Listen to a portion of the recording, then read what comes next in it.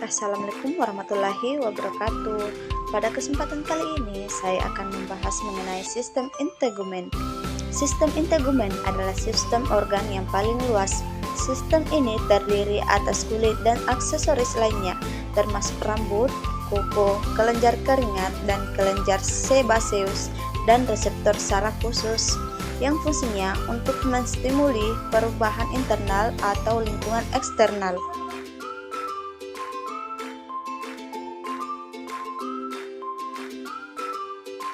Fungsi dari sistem integumen yaitu melindungi struktur internal, mencegah masuknya kuman, penyebab penyakit, mengatur suhu tubuh, melakukan proses ekspresi melalui keringat, melindungi bahaya sinar matahari, dan memproduksi vitamin D.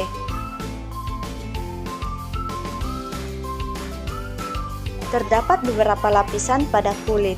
Lapisan pertama disebut sebagai lapisan epidermis, lapisan kedua disebut sebagai lapisan dermis, dan lapisan yang ketiga disebut sebagai lapisan hipodermis. Lapisan-lapisan pada kulit akan saya jelaskan satu persatu, dimulai dengan lapisan epidermis.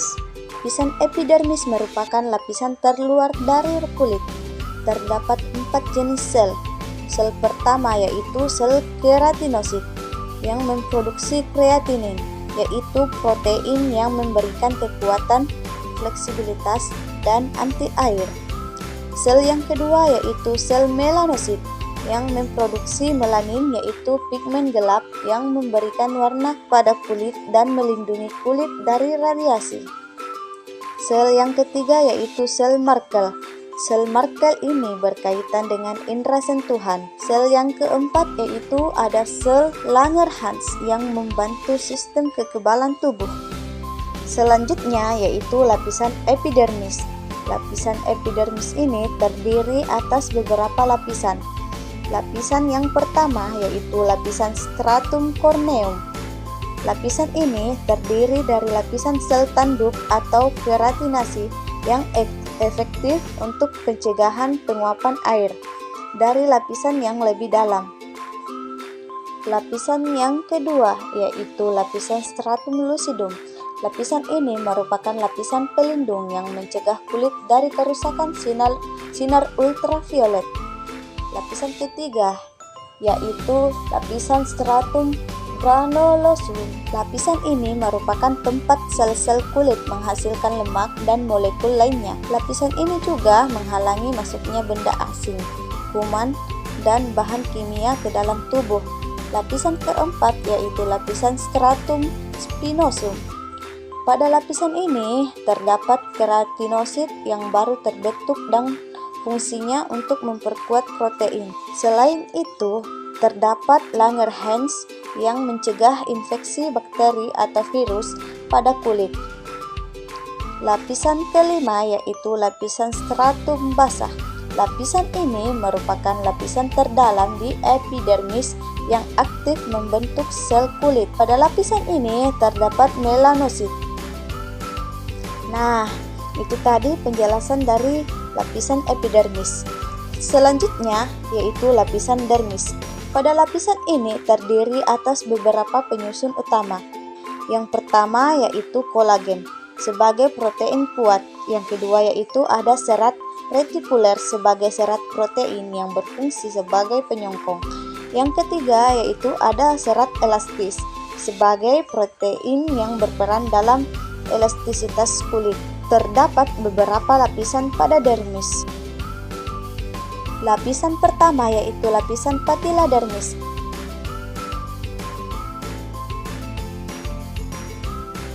Lapisan ini merupakan lapisan jaringan ikat longgar yang berperan dalam peremajaan dan penggandaan unsur-unsur kulit. Lapisan kedua yaitu lapisan retikuladermis.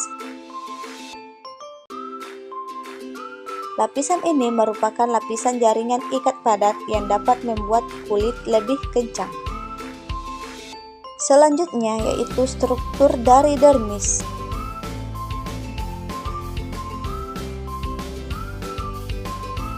Yang pertama yaitu ada sebaceous gland. Sebaceous gland ini menghasilkan minyak yang berperan sebagai pelindung kulit dari kekeringan. Yang kedua yaitu ada hair follicle. Hair follicle ini adalah bagian akar rambut yang merupakan tempat membelahnya sel-sel rambut. Yang ketiga yaitu ada nerve. Nerve ini adalah saraf-saraf penerima rangsangan sentuhan yang akan dikirim ke otak. Selanjutnya yaitu ada sweat gland atau kelenjar keringat. Kelenjar keringat ini terbagi atas dua tipe. Tipe pertama disebut sebagai kelenjar keringat ekrim. Kelenjar keringat ekrim ini tersebar di seluruh tubuh kecuali klub penis, bagian dalam telinga luar, telapak tangan, telapak kaki, dan dahi. Tipe kedua yaitu kelenjar keringat apokrin. Kelenjar keringat apokrin ini merupakan kelenjar keringat yang besar yang dapat ditemukan pada ketiak, kulit puting payudara, kulit sekitar alat kelamin, dan dubur.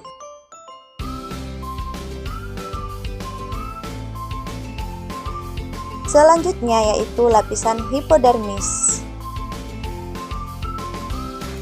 Hipodermis ini merupakan lapisan bawah kulit atau fascia superficialis yang terdiri dari jaringan pengikat longgar. Dan bagian yang orange ini merupakan lobus lemak yang merata pada hipodermis sehingga membentuk bantalan lemak atau kita sebut sebagai panniculus adiposus. Di lapisan hipodermis ini terdapat anyaman pembuluh vena dan arteri, anyaman saraf yang berjalan sejajar dengan permukaan kulit di bawah dermis.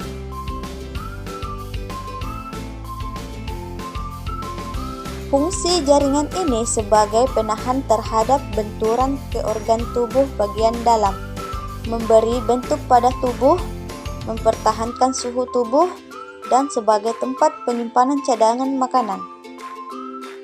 Nah, itu tadi penjelasan sistem integumen, terutama anatomi dari kulit.